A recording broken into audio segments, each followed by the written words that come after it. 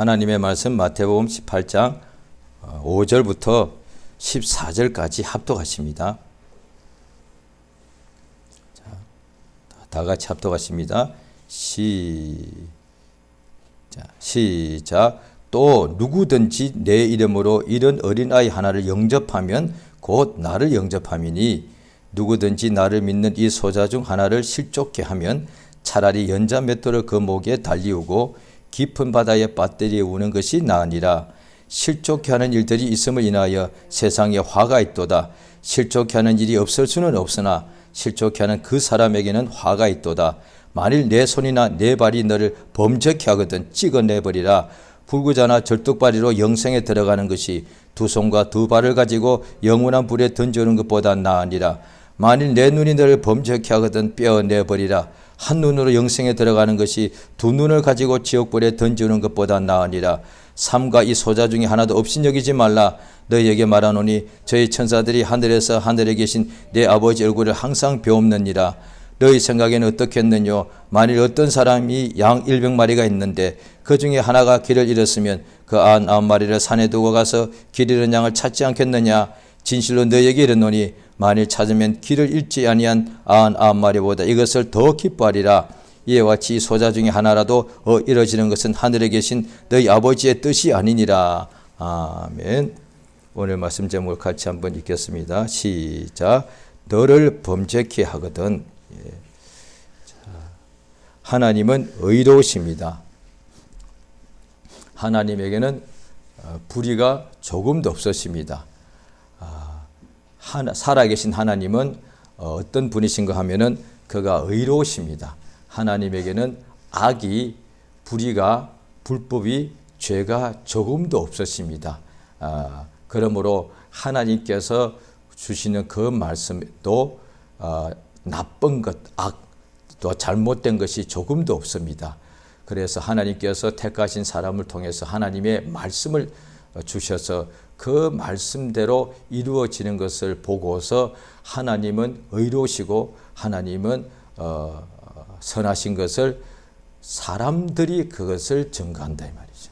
그러니까 하나님 스스로도 당연히 그것을 말씀하시나 그러나 하나님을 믿는 사람들이 하나님의 하시는 말씀과 일을 통해서 하나님은 과연 의로우시다 이렇게 그 입으로 증거하여서 사람들에게 먼저 하나님을 만난 사람들이 다른 사람에게 그것을 알려주는 거예요.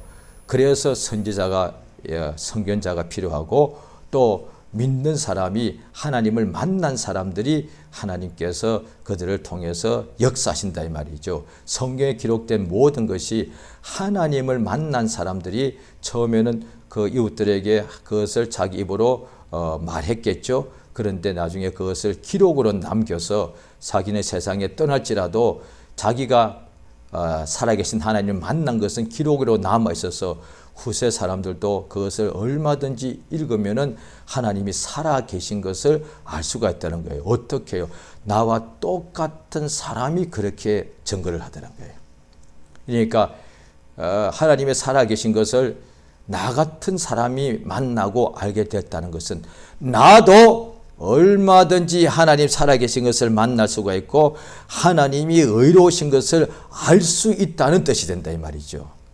그래서 성경을 통해서 하나님은 의로우시다 이렇게 말했을 때에 오늘날에 믿는 사람들 모르는 사람들에게도 알려주는 거죠. 왜냐하니 모르는 사람들이 그런 말 많이 하고 믿는 사람들도 가끔씩 여러 가지 사람의 머리로 이해가 안 되고 힘들고 괴롭고 어려운 일이 일어날 때에 하나님이 왜 이러시는지 모르겠다 이거죠. 또 불신자도 그렇게 하나님에 대해서 모든 것을 이렇게 막 비난하죠. 그들은 모르니까 그렇게 하는 것이죠. 하나님이 있다면 세상이 왜 이러냐 이거야. 왜 전쟁이 나고 수많은 사람들이 저렇게 전쟁통에 어린아이까지도 죽고 희생되고 왜 이런 일이 발생하냐. 왜 이렇게 하나님이 살아있다면 세상에 왜 이렇게 슬픔과 불행이 많으냐 이거죠. 그래서 그 말은 하나님이 살아계시지 않거나 살아있더라도 그 하나님은 좀 나쁘다 이런 식으로 한단 말이죠. 그래서 믿는 사람들도 하나님에 대해서 유대인들이 광야에 갔을 때 출애굽하고 난 후에 하나님을 원망하더란 거예요. 그러니까 원망이란 것은 그 하나님이 잘못했대 거예요. 그래서 우리가 400년 넘게 애굽에서 종살이 했는데 우리를 광야로 이끌어낸 것은 자유를 주려고 한 것이 아니라 젖과 꿀이 흐르는 가나안 땅으로 준다고 해서 나왔는데 무슨 가나안 땅은 그냥 광야에서 우리를 굶겨 죽이려고 우리를 이끌어냈냐라고 하나님 우리를 죽이려고 이렇게 출애굽하게 했습니까? 라고 원망하게 되더라는 거예요. 하나님이 우리를 죽게 하려고 우리를 이끌어냈다 이렇게 생각하는 거예요. 하나님이 잘못했다 이 말이죠. 오늘날에 믿는 사람들도 시험 드는 사람들이 종종 이야기합니다. 성경 읽어보면 하나님이 참 고약하다. 하나님이 좀 못됐다. 놀부 같은 심부가 있고 하나님께서 병들게 하고 그 다음에 또 찬양을 받고 무슨 하나님이 그러냐. 믿는 사람도 그렇게 말하는 사람이 있다는 것이죠. 그러니까 그렇게 말하는 것은 하나님이 불의하다는 뜻이거든요. 그것을 쉬운 말로 우리 한국말로 하면 하나님이 나쁘다는 얘기거든요. 아이들이 자기 뜻대로 안 해주면 엄마 나빠 아빠 나빠 하는 거하고 너무 똑같다는 거예요.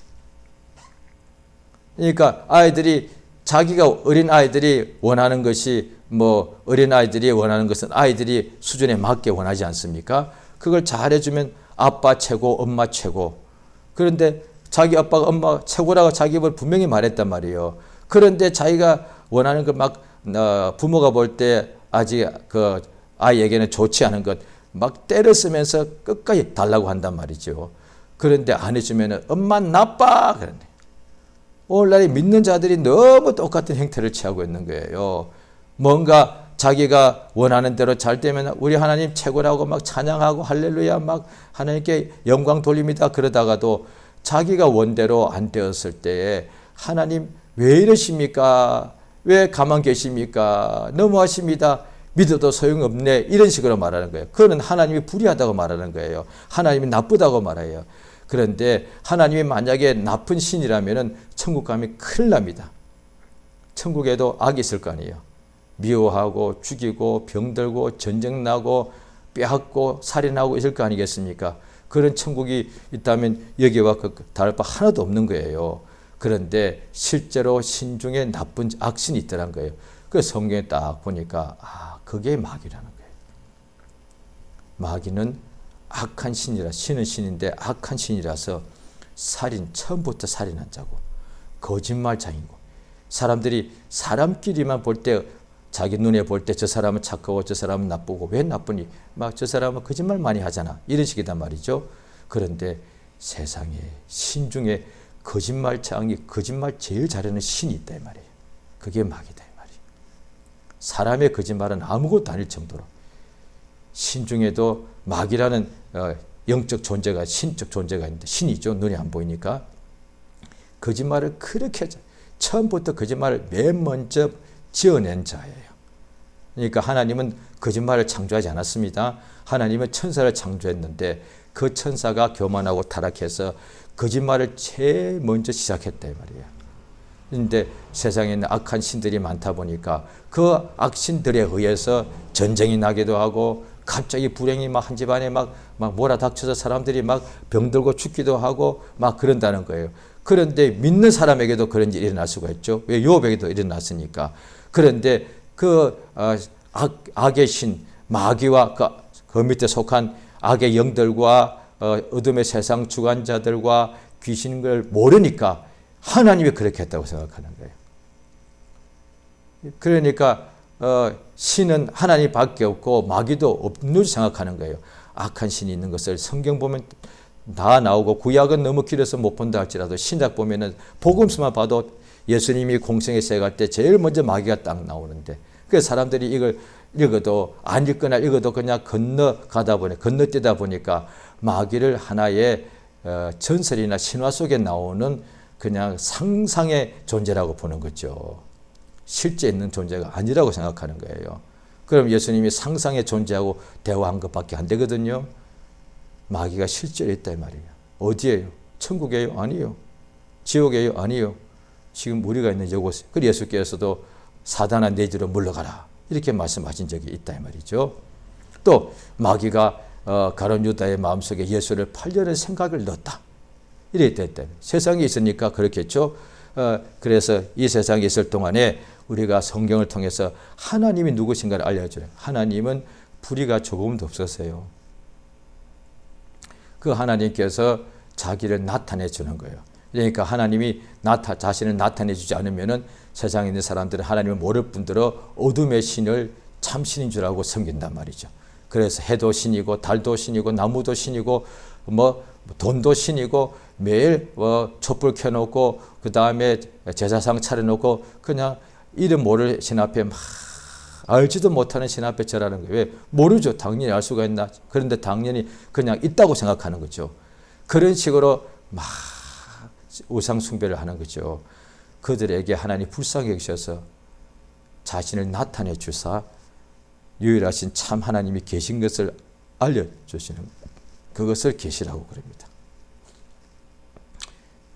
마귀나 귀신이 나타난 것을 계시라고 하지 않습니다. 그거는 신접이라고 말합니다. 그러니까 하나님은 이 우주 안에 있는 우리에게 하늘에 계신 하나님, 하늘보다 더 크신 하나님이 이 흑암 속에 있는 우리 인간들에게 나타내 주는 것을 계시라고 말합니다. 하나님께서 항상 옛적부터 하나님의 사람들에게 자신을 나타내 주셨다 이 말이죠. 그 약속대로 마침내 그 아들 예수가 이 땅에 오셔서 그가 하나님 뜻대로 세상에서 일을 하시더란 거예요.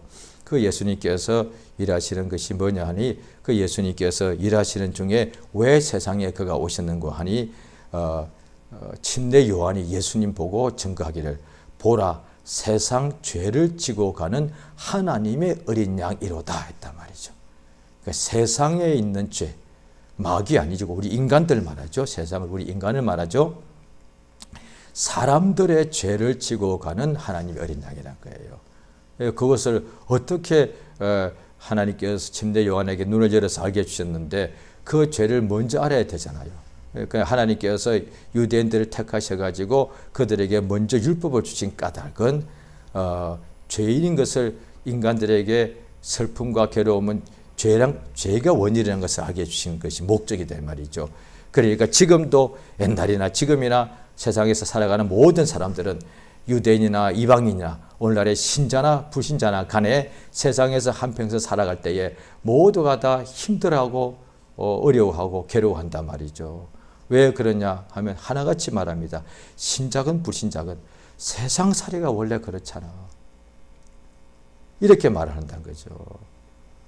그런데 성경을 알면 그게 아닌데 자 우리 성경을 보십니다. 로마서 5장입니다.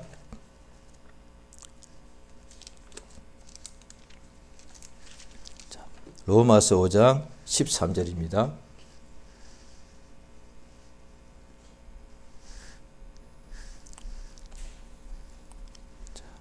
로마서 5장 13절을 같이 한 절 있습니다. 자, 시작. 죄가 율법 있기 전에도 세상에 있었으나 율법이 없을 때에는 죄를 죄로 여기지 아니하느니라. 그래 되었습니다. 로마서 5장 13절 한 절을 같이 한번 읽습니다. 로마서 5장 13절입니다. 시작. 죄가 율법 있기 전에도 세상에 있었으나 율법이 없을 때는 죄를 죄로 여기지 아니하였다. 죄가 율법이 있기 전에도 세상에 있었다 이 말이죠. 그런데도 사람들이 왜 괴롭고 슬픔인지 몰랐다는 거예요. 왜? 세상에 다 괴로움이니까 세상살이가 다 그냥 괴로움이라고 생각한 것이죠. 왜? 죄 때문에 그런 건데. 그런데 죄를 몰랐으니까 하나님께서 유대인을 택하셔가지고 율법을 주신 까닭은 죄가 율법이 있기 전에 모세에게 주셨죠. 지금부터 3,500년 전이죠. 그전에도 있었죠. 그런데 율법이 없을 때는 죄를 죄로 여기지 아니했다는 거예요. 그러니까 자기가 죄인인지 모르는 거예요. 오늘날에도 전도하다 보면은 자기가 왜 죄인이냐는 거예요. 사람들이 좀 거짓말 할 수가 있죠. 미워할 수가 있죠. 그게 왜 죄냐 이 말이에요. 그것 때문에 멸망당한다고 무슨 말이냐. 그거 내가 이거 인정할 수 없다 이 말이죠. 그런데 이게 사람이 10계명 율법 중에 특히 율법을 줄이면 10계명인데 10가지 계명인데 하나님에 대한 계명이 1부터 4번째까지고 5번째는 부모를 공경하라거든요. 그 10계명의 대인 계명 중에 첫 번째 아니겠습니까? 남의 부모도 아니고 자기 부모 공경하라고 해요. 신구약에 어디에도 계명 중에 자식을 사랑하라고는 없습니다. 왜? 그거는 악인도 다 하는 거니까. 악인도 자식을 사랑해서 어떻게 하냐? 사랑하면 뭘 하느냐? 좋은 것을 주게 됐다는 거예요. 그러니까 짐승들도 자기 새끼는 다 사랑합니다. 그래서 계명 중에 자식을 사랑하라는 건 없다 이 말이에요. 그럼 누구든지 악인도 하는 거니까. 그런데 계명 중에 자기 부모를 사랑해란 말이죠. 이거 참 어떻게 보면은 좀 그렇습니다. 참 아이러니합니다. 자, 보세요. 악인도 자기 자식은 그렇게 사랑한다는 거예요. 그러면 부모란 것은 내 부모한테는 나도 그 부모의 자식이잖아요. 지금 내가 내 자식을 그렇게 사랑하는 거예요. 계명이 필요 없어. 오히려 계명은 그 자식을 오히려 예수의 말씀은 자식을 버리라고 하신 거니까. 그런데 계명은 뭐냐? 너희가 내 자식을 그렇게 사랑하듯이 하는데 바로 너를 낳아준 그 부모, 너의 부모를 공경하라거든요.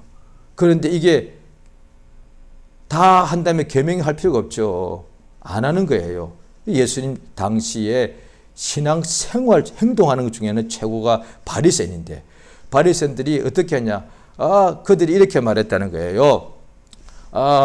성전에 올라가서 기도할 때도 자기들은 어렵다고 죄인보다 자기들은 죄인과 같지 않음을 하나님께 감사했다 이 말이죠. 그런데 그들이 부모한테 드려야 될 것이 있는데 부모를 공경해야 되니까 부모가 연로하면은 자식들이 이거 양식을 주지 않으면 굶어서 잘못해 죽을 수 있으니까 그 부모한테 양식을 주고 해라 말이죠. 늙으니까 힘이 없으니까. 그런데 부모한테 드려야 될 거를 고르반 해서 유대인들 특히 바리새인들이 만들어냈단 말이에요. 고르반 그러니까 부모가 너무 자식이 부양을 안 해주니까 굶어서 힘드니까 누가 와서 이제 자식 집에 와서 와봤더니 자식 집에는 곡식이 쌓여 있는 거예요. 부모님께 좀 드려야 되겠는데 이게 있잖아 했더니까 그 바리새인이 고르반 하나님께 드린 건데요 이렇게 말해버려요. 그러면 손을 못 댄다는 거예요. 왜? 하나님의 것을 부모가 가져갈 수는 없단 말이죠. 그런 식으로 부모 공경은 안 하더란 거예요. 그래서 계명이 너의 부모를 공경하라 해요. 그 다음에 살인하지 말라. 하나님이 만약에 악하다면은 계명도 살인해라고 해야 되지 않습니까? 그러니까 도적이 오는 것은 그거는 예수님께서 마귀와 그 악의 영들을 말하는 거거든요. 도적이 오는 것은 죽이고 멸망시키는 것밖에 없다. 하나님이 만약 악하다면 계명에 성경에 나와야 될 거잖아요. 부모를 버려라. 부모를 능멸하라. 그 다음에 서로 살인하라. 도적질하라. 이렇게 해야 되잖아요. 그런데 하나님의 계명은 율법은 보니까 부모를 공경하고 살인하지 말라요. 간음하지 말라요. 도적질하지 말라. 그리고 너희 이웃에 대하여 거짓 증거하지 말라. 그 다음에 내 이웃의 것을 탐내지 말라는 거예요. 탐심은 누구든지 가지고 있잖아요. 그런데 십계명을 딱 받아보니까 탐심도 죄란 것을 알게 된 거예요. 세상에 마음속에 탐심을 안 가진 사람이 어디 있대요. 그러니까 율법이 있기 전에는 죄를 죄로 여기지 않았는데 율법을 딱 바꿔보니까 이야 나는 죄인이구나. 왜? 어린애도 탐심을 가지잖아요. 형제끼리도 서로 탐내잖아요. 형제끼리도 서로 그 장자권을 서로 가져가려고 하기도 하고 형제끼리도 누가 크냐라고 서로 부모한테 더 사랑받으려고 또 이렇게 싸운단 말이죠. 예수님의 비유에 보면은 큰아들 작은아들 있는데 작은아들이 아빠한테 상속을 다 받아서 허랑방탕 오니까 형이 와서 그 동생이 돌아왔을 때 잔치 베풀어 주니까 마음이 화가 나서 안 들어가. 그러니까 탐심은 시기 질투는 형제도 다 있단 말이죠. 그래 이러보건대 이것이 왜 죄요? 지금도 그럴 거예요. 그런데 오늘날 신자들은 성경을 제대로만 좀 한번 읽었으면은 자기가 얼마나 죄인인 줄 아는 거예요. 내 속에 지금 탐심이 있는 거예요. 저 사람보다 내가 뭘 못해. 심지어 교회와 신앙생활도 저 사람이 일테면은 저 사람이 막 그냥 막 목사가 막 되면 저 사람이 나보다 뭐 난 것도 없는데 왜 나도 목사가 왜 못 돼? 이럴 수도 있고 다 마찬가지라는 거예요. 직분을 맡을 때 보면 뭐 저런 사람이 저렇게 교회에서 직분 맡고 그렇게 막 행세를 하나 내가 저보다 내가 하면 더 잘할 텐데 등등 온갖 그 탐심은 마음속에 다 있단 말이죠. 그러니까 이 계명을 통해서 우리 자신이 얼마나 죄인인 줄 알게 되는 거예요. 그래서 세상에 살아갈 때 세상살이가 힘든 것이 아니고 죄의 삭슨 사망이라. 죄가 들어왔기 때문에 그 죄의 결과로서 온갖 어려운 것이 다 왔다 이 말이죠. 그래서 성경 그걸 알려주는 거예요. 율법을 딱 주시면서 하나님께서 그래서 보면은 그 죄를 범하게 되면 어떻게 되느냐? 반드시 쳐 죽이라 그랬습니다. 그 죄를 쭉 나열을 하시면서 이렇게 한 자는 반드시 죽여라. 자기가 자기를 죽이는 것은 자살 아니에요. 다른 사람들이 그를 돌로 쳐라라고 되어 있단 말이죠. 그 다음에 또 죄를 범하게 되면 어떻게 되느냐? 하나님께서 형벌하시는데 온갖 연병, 전염병이 다 오고 그 다음에 재산이 다 없어지고 그 다음에 가뭄이 오고 온갖 어려움이 온다고 되어 있단 말이죠. 자, 그런데 오늘 본문 말씀을 보시면은 예수께서 하신 말씀에 자 마태복음 18장 8절 9절을 한번 읽겠습니다. 마태복음 18장 8절 9절입니다. 같이 한번 시작. 만일 내 손이나 내 발이 너를 범죄케 하거든 찍어내버리라. 불구자나 절뚝발이로 영생에 들어가는 것이 두 손과 두 발을 가지고 영원한 불에 던지는 것보다 나으니라. 만일 내 눈이 너를 범죄케 하거든 떼어내버리라. 한 눈으로 영생에 들어가는 것이 두 눈을 가지고 지옥불에 던지는 것보다 나으니라. 아마 신자들이 읽을 때 특히 복음서 신약 중에 복음서 읽을 때 사복음 중에 아마 오늘 방금 읽은 이 구절이 가장 힘들 구절 중에 하나일 거예요. 이 구절은요 사복음서 다 있는 것도 아니에요. 마태복음하고 마가복음 두 군데만 있고 그 다음에 또 이 마태복음의 이 구절은 5장과 18장에 두 번이나 나와 있어요. 그러니까 다 복음이서라도 공통적인 것도 있지만 어떤 것은 여기 있고 저기 없고 이렇단 말이에요. 그래서 사복음서가 다 필요하기 때문에 하나님이 이들의 마음을 감동해서 쓰게 하신 거 확실하죠. 그러니까 왜 마태복음에만 이게 두 번씩이나 나와 있냐? 마태복음 5장에도 나오고 지금 여기도 똑같이 나옵니다. 그러니까 얼마나 무서운 말이에요. 예수님은 항상 소경 눈뜨게 하신 분이 너 눈을 네가 뽑으라고 한 거예요. 율법은 어떻게 되느냐? 그 죄를 보면 그 사람을 반드시 쳐 죽여야 돼요. 주변 사람들이.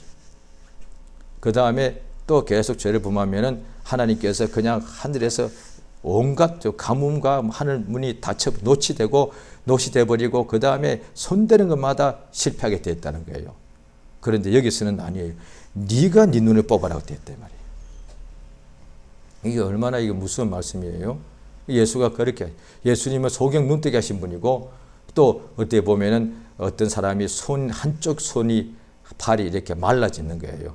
그러니까 한쪽 손은 건강한데 한쪽 손은 완전히 마른 삭증이 같이 되어 있는 거예요. 예수님이 딱 이렇게 역사하시니까 그 손이 깨끗하게 회복되더란 거예요.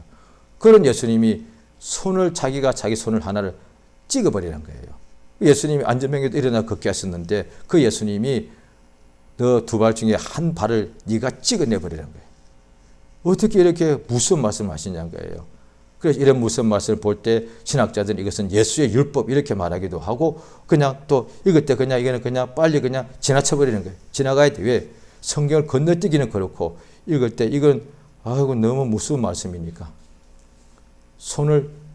눈을 뽑아버리고 이렇게 되어 있단 말이죠. 그런데 이게 무슨 뜻인가 하면은 자 사람들이 왜 무섭게 생각하느냐 하면은 눈을 빼고 손을 발을 찍어버리라면 그 말 때문에 무서워하는 거예요. 그런데 사실은 그러면 그게 그렇게 무서우면은 예수의 말씀이 뭐냐? 범죄하는 것이 더 무섭다는 것을 말씀하시는 거예요. 범죄하는 것이 얼마나 무섭길래 자기 눈 하나를 뽑으라고 예수님이 말씀해요. 눈을 주신 하나님께서 눈을 스스로 뽑아버리는 거예요. 성경 신약은 이렇게 나오는 거예요. 그러니까 형벌이 없습니다. 형벌이 신약 때 은혜 시대이기 때문에 용서 시대이기 때문에 안 하고 마지막 때 심판하시고요. 그럼 어떻게 하느냐? 이제 다른 사람이 저 사람 눈을 뽑아버려? 아니요. 절대 아니에요. 다른 사람이 저 사람 손을 찍어버려? 아니요. 지금도 어디는 그렇게 한다죠. 아니다 말이에요. 신약 아니에요. 그 오늘날 신구약을 막 섞여 있으니까 오해해가지고 어떤 사람은 잘못한다고 자기를 막 때려. 자기 몸을 막 학대한단 말이에요. 아니다 이 말이에요. 그러니까 이렇게 해라는 것을 어떻게 하냐. 또 성경 또 다른 데 보면 자기가 자기 몸을 쳐서 복종시킨다 이 말이죠. 누가 형벌하는 게 아니다 이 말이죠. 왜 그렇게 하냐 이 말이에요. 죄 때문에. 예수님이 딱 한 가지만 이유를 들었어요. 만일 너의 손이나 너의 발이 너를 범죄하게 만들거든. 찍어내버리라. 왜?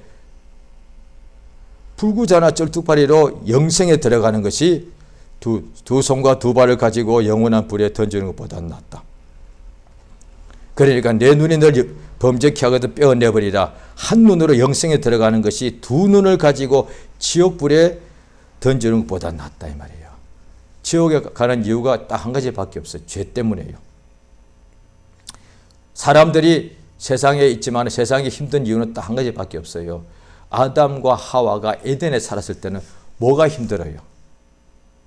에덴의 말뜻 자체가 기쁨인데 세상에 에덴이 있었다니까요. 에덴이 천국에 있는 것이 아니라 우리가 살고 있는 이 똑같은 이 흙으로 된 지상에 있었는데 거기에는 하나님의 뜻대로 순종하니까 기쁨이 넘쳤다 이 말이에요. 그래서 그런데 거기서 범죄함으로 에덴 동산에서 하나님이 내쫓아버렸단 말이에요. 지상에서도 에덴이 있었다 이 말이에요.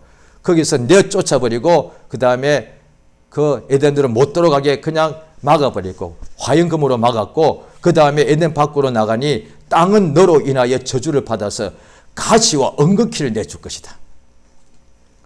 세상의 살이가 지금 가시가 엉겅퀴 때문에 힘드는 거잖아요. 세상 살이가 너무 힘들어 수고하고 무거운 짐을 지고 가. 이유가 뭐냐? 성경을 모르는 사람들이야. 하지만 아는 사람들은 모르는 사람들은 그러겠지. 이건 운명이다. 아니요. 이유는 딱 한 가지야. 하나님께 범죄해서 그래요. 그 결과 죄의 삭은 사망이고 후에 또 심판을 받게 되어서 범죄한 결과 죄와 허물로 죽었던 너희 에베소 2장 1절에 말하죠. 영혼을 말하죠. 범죄함으로 인해서 육체는 세상에서 끝이 나고 일생을 살았대 고생을 온갖 고생을 다하고 죽고 난 후에 이제 육체는 흙으로 돌아가나 영혼은 지옥불에 들어간다 이 말이야. 이유는 딱 하나. 죄 때문에 그렇단 말이에요. 그 하나님이 그 죄인들이 지옥 가게 된 것을 불쌍히 여기셔서 그 아들 예수를 대속물로 보내셔서 죄인들의 많은 사람들을 죄를 대신하여 대속물이다 이 말이에요. 대속이란 단어 자체가 죄를 대신 속해준다는 뜻이에요. 그러니까 하나님이 우리를 얼마큼 사랑하느냐면은 우리 영혼이 하나님께 범죄해서 범죄한 천사를 용서치 아니하고 흑암에 가두셨는데 범죄한 인간들은 하나님이 용서하신다는 거예요. 왜? 속아서 범죄한 것이니까. 그래서 예수를 보내어서 예수가 십자가에 피 흘린 것은 우리의 죄의 삭스로 지옥 가야 되는데 그것을 대신하여 예수가 십자가에서 피 흘려 죽으심이고 우리의 죄값을 다 그가 담당한 것이고 이제 예수의 피를 믿기만 하면은 그래서 하나님이 세상을 이처럼 사랑하사 독생자를 주셨으니 이는 저를 믿는 자마다 멸망치 않고 영생을 얻는 것이다. 세상에 힘들어서가 아니에요. 세상에서 힘들고 괴롭고 하는 까닭은 세상이라서가 아니에요. 죄를 범해서 그렇다는 거예요. 만약에 그게 아니라면 예수가 세상에 계실 때에 그도 얼마 하나님 앞에 아무런 응답이 없어야 됐고 이적과 기사와 표적이 없었어야죠. 예수님도 입만 열면은 힘들어 이렇게 말씀하셨어야지. 아니다 이 말이에요. 죄 때문에 그렇단 말이에요. 그러니까 이미 세상에서 보면은 하나님 말씀 앞에서 죄를 범하게 되면은 온갖 저주가 3,4대 일어나 똑같은 세상에서도 똑같은 광야길이고 똑같은 인생에 참으로 매일 수고하고 땀 흘렸던 인생길이라도 하나님의 말씀을 가지고 지키게 되면 손대는 것마다 하나님께서 복을 주신다 이 말이죠. 천국 가서가 복을 얻는 것이 아니라 땅에서도 하나님의 말씀대로 순종하면은 오늘날에 이제 믿는 것이죠. 믿음으로 살면은 그래서 능치 못함이 없다는 거예요. 할렐루야. 예수께서 38년 된 오래된 병자가 자리에 누워 있는 것을 보시고 이 사람들이 베데스다 연못에 가끔씩 천사가 내려와서 물을 동하게 하면 제일 먼저 그 속에 들어가는 사람이 낫는다 했을 때 사람이 못 가는 거예요. 예수님께서 그 사람을 고쳐주셨습니다. 그 후에 그 사람이 예수를 딱 만났는데 예수님 알아봤죠. 그 예수께서 다시 너에게 더 심한 것이 생기지 않도록 다시는 죄를 범치 말라 그랬어요. 또 현장에서 가나마다 잡힌 여자에게 남자들이 돌을 들고 와서 그 여자를 쳐 죽이려고 했는데 예수께서 그 여자를 살려주시면서 나도 너를 정죄하지 않노니 가서 다시는 죄를 범치 말라 그랬다고요.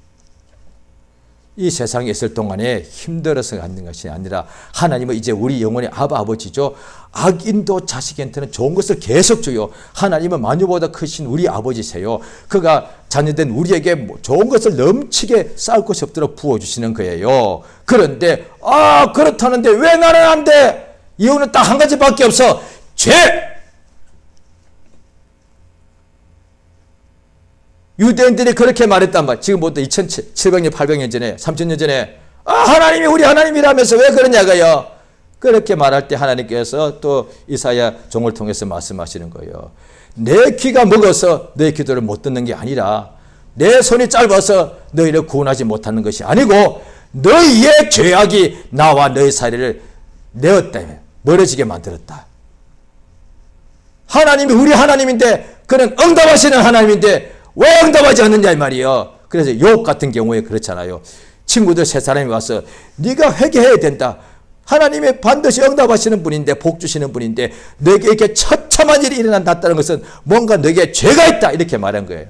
그래서 욥은 나는 뭐가 했냐. 욥은 자기의 자녀가 항상 아버지가 잘 사니까 그들이 잔치를 했는데 그럴 때마다 그들이 혹시 죄를 범했을까 봐 항상 하나님께 제사했다 이 말이에요. 하나님이 욥을 인정할 수밖에요. 부잣집 아들 딸이니까 10명씩 툭하면 치들 집에 모여서 파티를 했으니까 죄 범했겠지. 어린애들이 뭘 알아. 부잣집 아들 딸인데.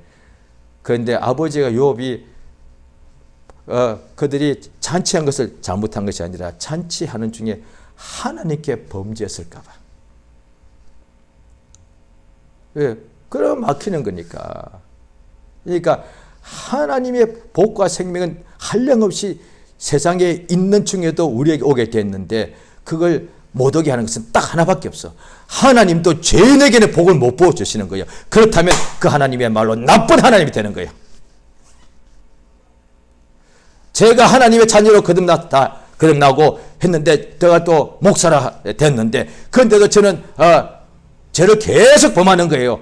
그런데도 제가 죄를 범하면서도 막 기도하면 하나님께서 제게 막 능력을 부어주시는 거예요. 그러면 하나님은 저를 편애하는 것이고 하나님은 불의한 분이 되는 거예요. 왜? 죄인이 저렇게 죄를 범해도 하나님의 자녀라는 이유 때문에 죄를 아무리 범해도 하나님의 기름 부은 종이라는 이유 때문에 하나님께서 막 복을 퍼주시면 하나님은 불의한 분이 된다 이 말이에요. 하나님이 우리 때문에 그렇게 하나님은 변모하지 않습니다만은 하나의 그냥 더 우리가 설명하자는 거예요. 우리가 이해하도록. 이를테면 우리가 하나님 앞에서 내가 모르는 중에도 범죄가 있을 수가 많죠. 오히려 어떤 데는 내가 알고 있는 죄보다도 모르는 죄가 더 많은 경우도 있을 수 있습니다.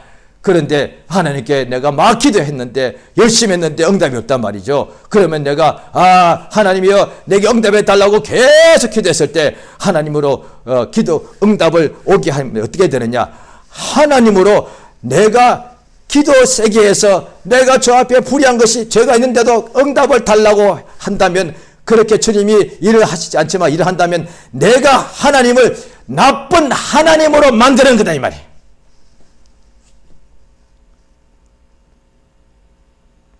다른 사람은 몰라. 자관 하나님은 나의 하나님이니까 내가 뭐라고 나쁜 짓 했을지라도 내가 구하면 응답을 주세요. 하나님으로 편애하는 하나님으로 그렇게 변화십지 않은 것 같다 이 말이요. 그러니까 모르니까 그냥 하는 거다 이 말이요. 예수께서 어떤 것도 요구하지 않았단 말이에요.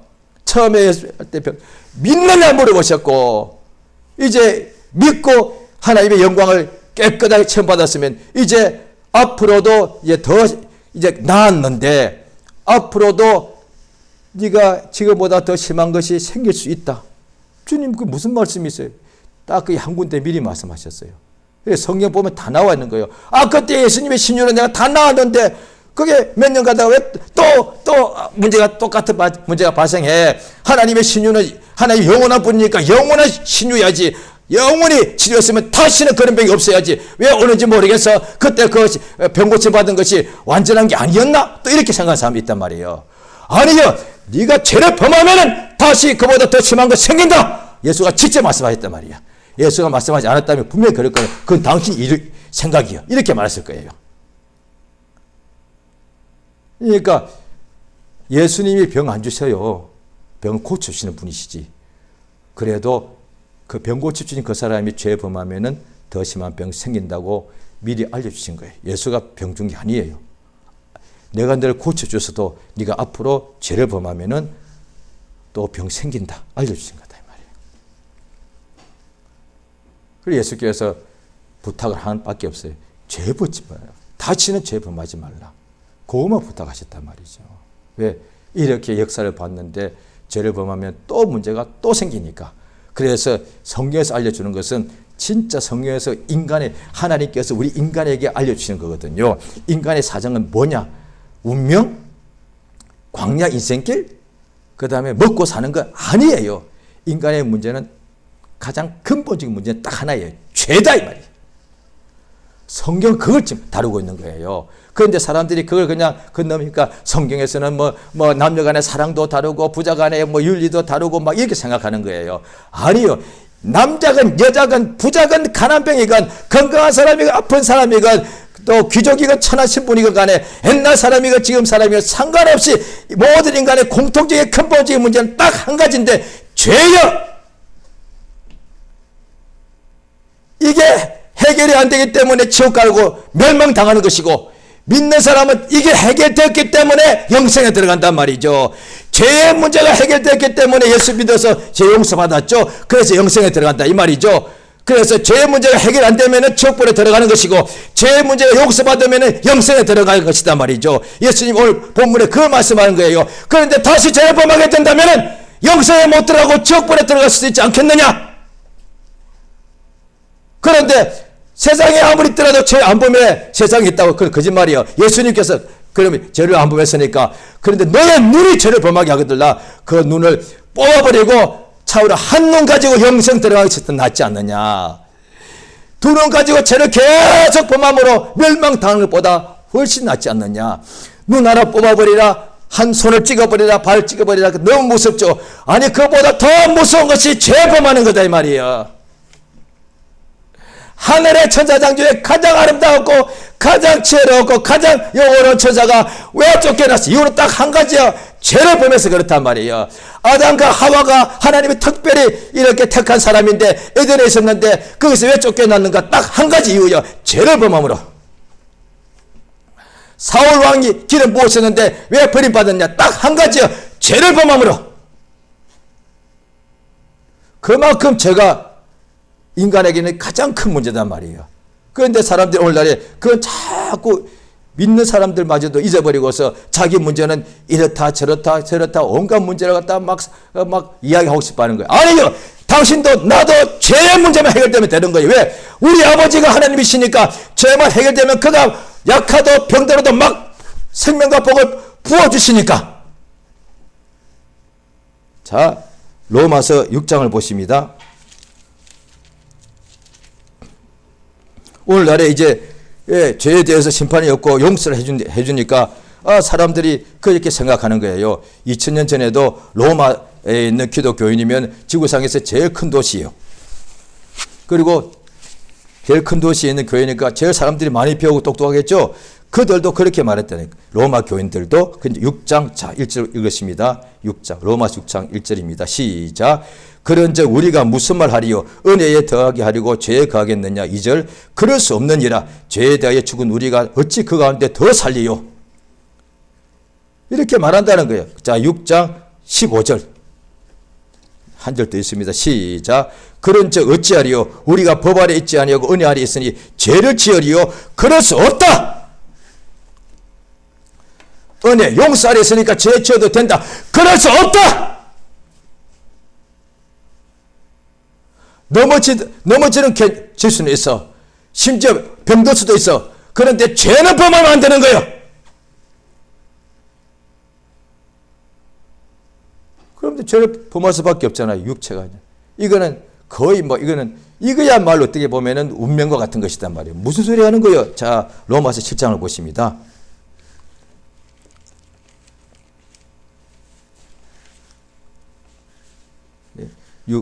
7장 23절 시작. 내 지체 속에 한 다른 법이 내 마음의 법과 싸워 내 지체 속에 있는 죄의 법 아래로 나를 사로잡아 오는 것을 보는도다. 24절 오호라 나는 공고한 사람이로다. 이 사망의 몸에서 누가 나를 건져내랴. 이 보면은 내 속에 두 가지 있겠다. 마음은 하나님의 법을 섬기는데 믿음으로 사는데 육신은 죄의 법을 섬기더라는 거예요. 이게 믿는 자의 고민이란 말이에요. 진짜 고민은 이거 하나밖에 없단 말이에요.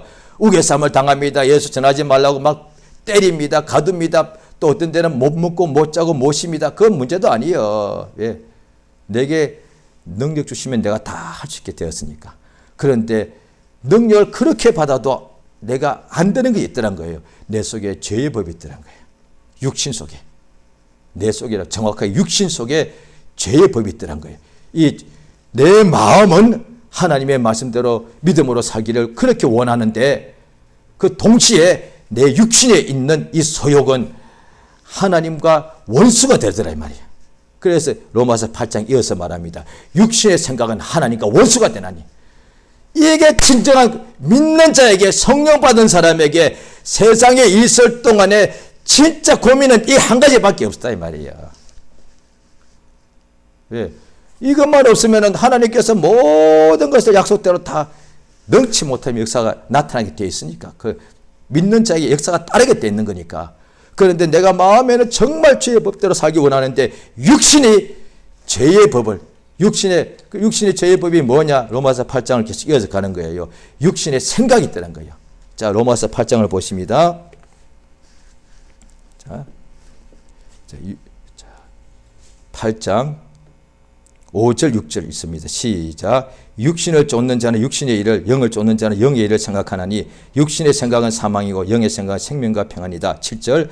육신의 생각은 하나님과 원수가 되나니 이는 하나님의 법에 굴복지 아니할 뿐 아니라 할 수도 없습니다.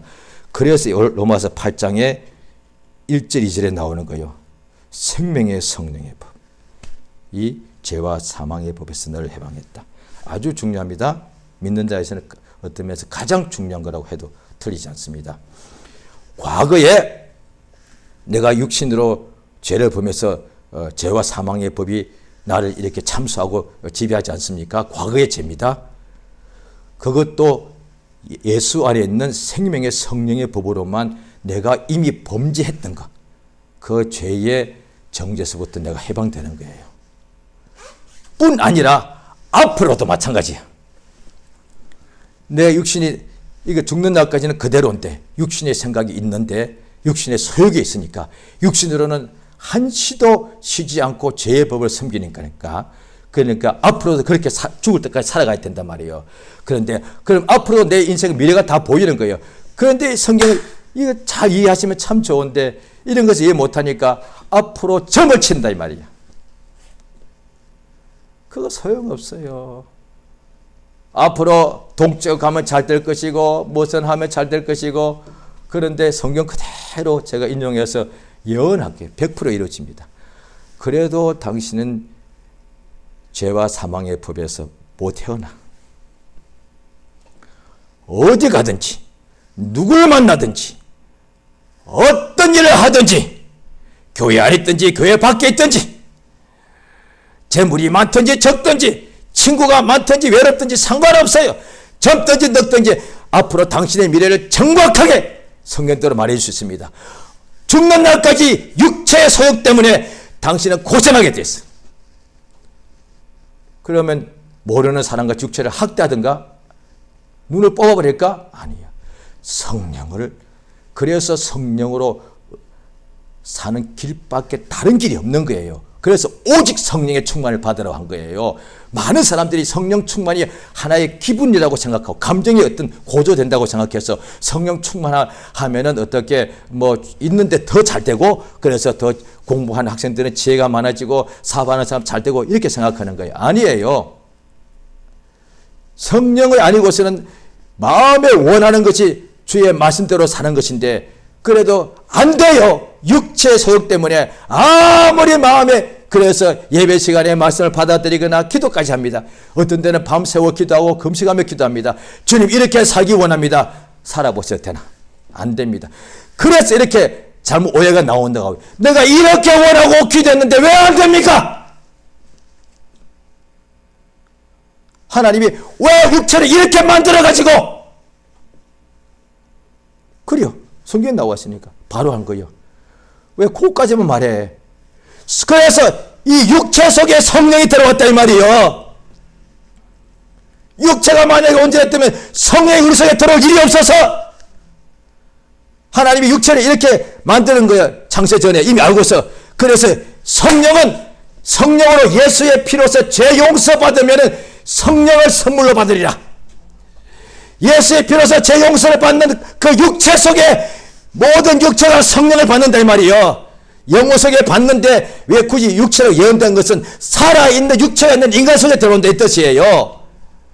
그 육체 속에 성령 하나님이 들어오셔가지고 육체의 소욕을 성령의 소욕, 성령의 역사가 그걸 완전히 지배한다 이 말이에요.